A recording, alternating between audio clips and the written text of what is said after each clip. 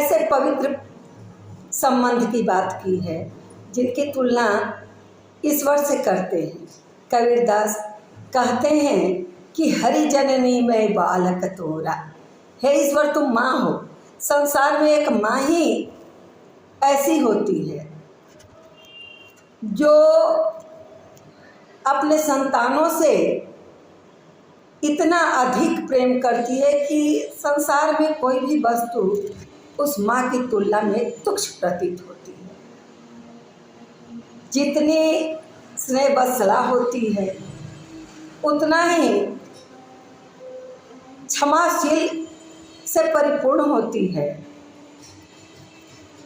वह जगत में अन्य संबंधों में माँ का वह निश्चल प्रेम अति दुर्लभ है।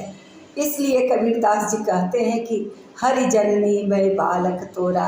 ईश्वर को कहते हैं कि हे ईश्वर, एक माँ जो जन्म देती है अपने गर्भ से, और तूने भी इस संसार को बनाया है, तो जिस तरह माँ जन्म देती है तो हरि जननी, हे ईश्वर, तुमने भी इस सृष्टि की रचना की है, तूने हमें जन्म दिया है, इसलिए तुम भी माँ हो।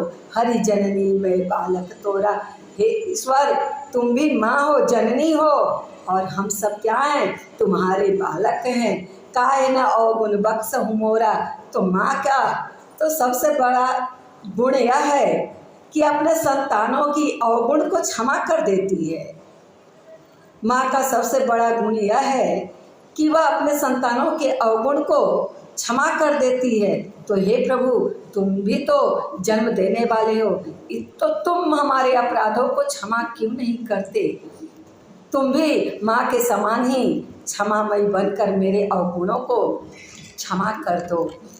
शुद्ध अपराध करे दिन केते।